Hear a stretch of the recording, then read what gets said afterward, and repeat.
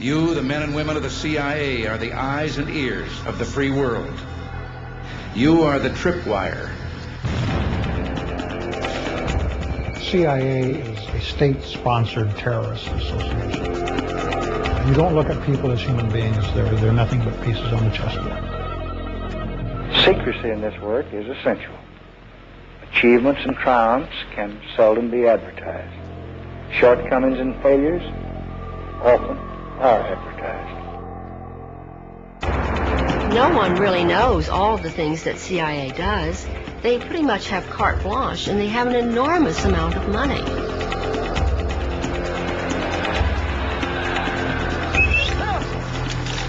Yeah, maybe I'm overly naive, but I don't see what would be wrong with that. We need more intelligence, not less. We must not diminish our intelligence. The CIA is not really an intelligence agency. It's a covert action agency. The CIA has been involved in assassination and torture behind the scenes, all through its history. The Cold War is over, but many new dangers have taken its place. The decisive advantage the United States intelligence provides this country is therefore as important as it has ever been.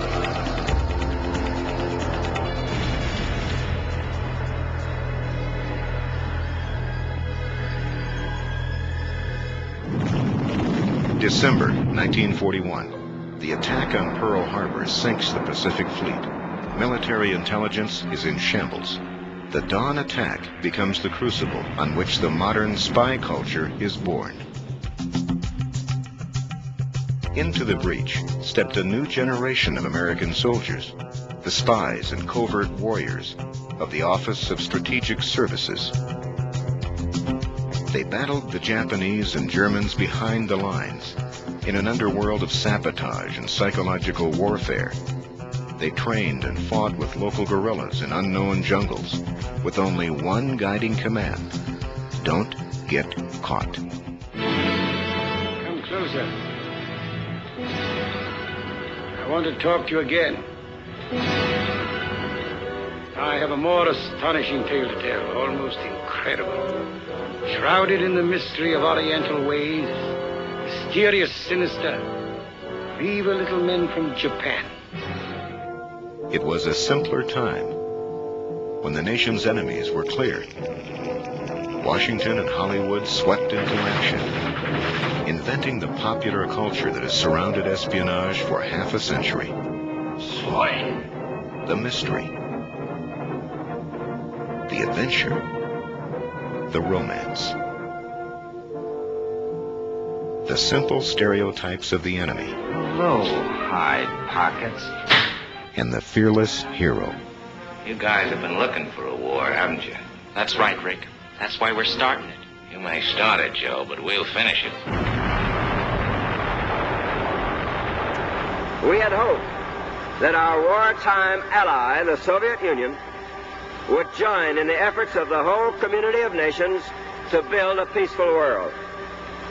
Instead, the rulers of the Soviet Union have sought to extend the boundaries of their totalitarian control. The battlefields of the new Cold War seemed uniquely suited to the skills of spies and secret agents. President Truman pledged that the United States would never be caught by surprise again. The Central Intelligence Agency was born.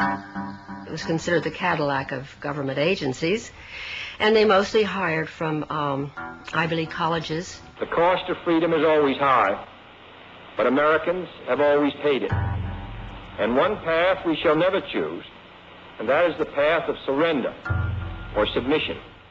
The public embraced the cloak of secrecy that the CIA wrapped around itself.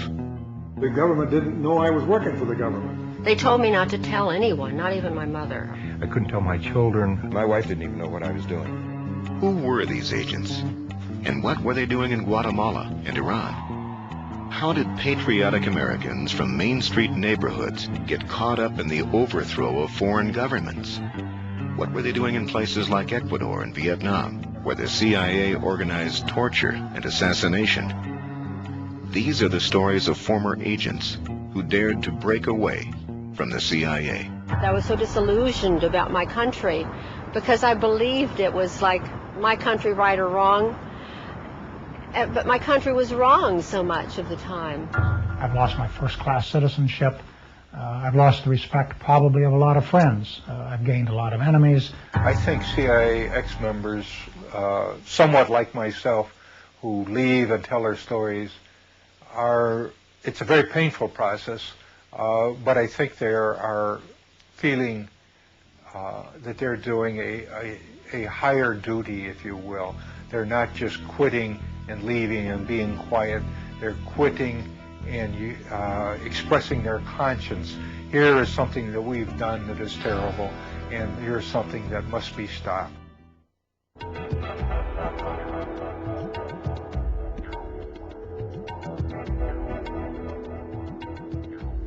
I played 4 years of football at the University of Notre Dame, and we were undefeated for all 4 years, 3 national champions, and I was the first team right tackle.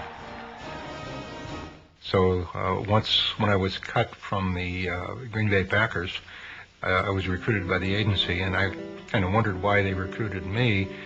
But when I got down to Washington, I found out that most of those in my class were rejects from the National Football League.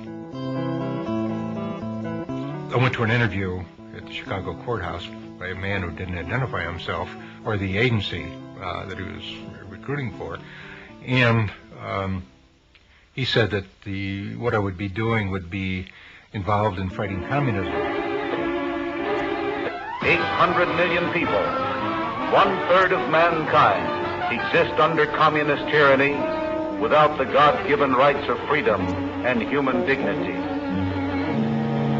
Of course, at that particular period in 1952, this was so much a part of our everyday life. And I said, yes, I very much wanted to be a part of it, very proud to be a part of it. My career in the agency began in 1952, and I stayed in the agency through 1977.